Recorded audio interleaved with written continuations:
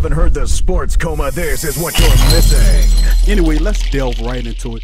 335 on the sports coma, and the Saints are making moves in terms of improving the defensive line. And I mean, what an improvement. Huge defensive lineman, Malcolm Butler. Now, this guy comes over from Texas. Very, very solid move the Saints use. And this is so typical of New Orleans. The Saints are so sneaky.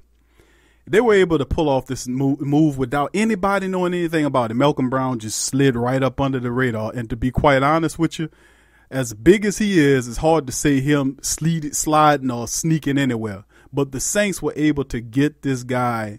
And I mean, this is the prototypical defensive tackle that you would want on your defensive line. What he brings to the Saints, what he brings is, besides his massive frame, is he brings a stoutness on this defensive line that we ain't had in some time. Love it. Absolutely love the move. It's definitely an upgrade over Tyler Davison, no disrespect, but this is a better player.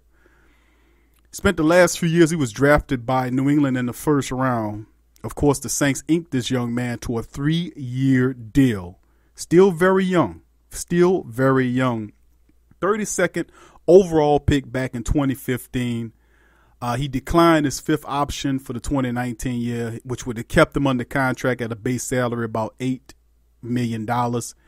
And we get this guy. We get him in here. And the terms of the deal was reported worth about $15 million. So they're averaging right about $5 million a year. Now, obviously, he's going to start next to Sheldon Rankins once Sheldon Rankins come back. We're still dealing with David Onyemata, his potential discipline for the marijuana possession charge. I'm not thinking it's going to be all that, man. Come on. It's not like he was found with pounds in his house. Come on.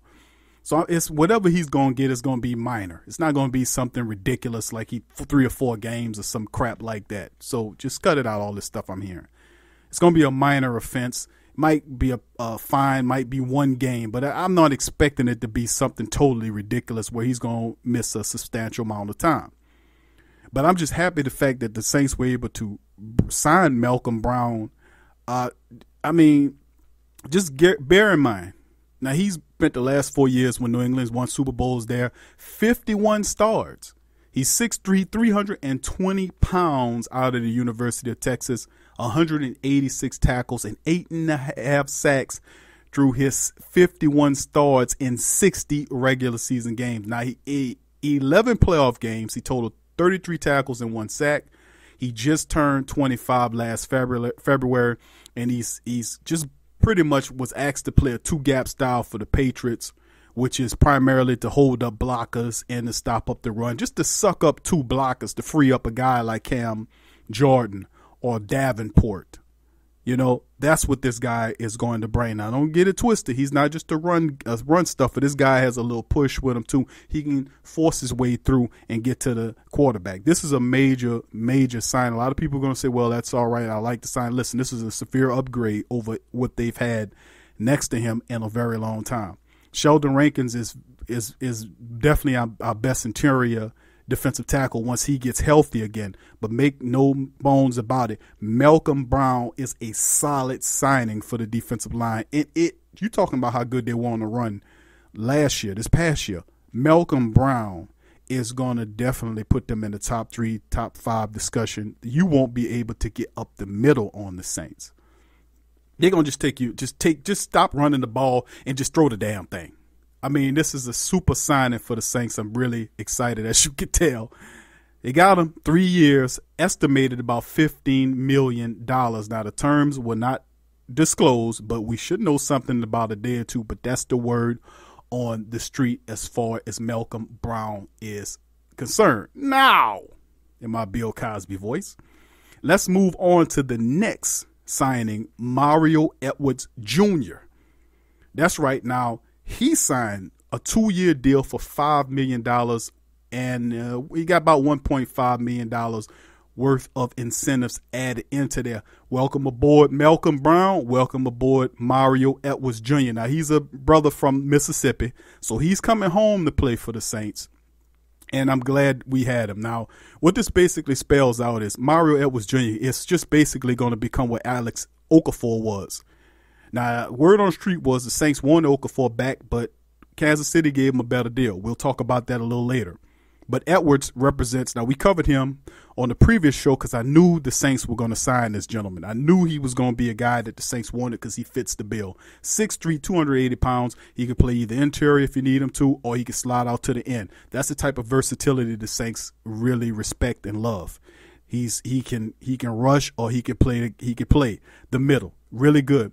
The guy's just 25 years old, very young, veteran, former second-round draft pick.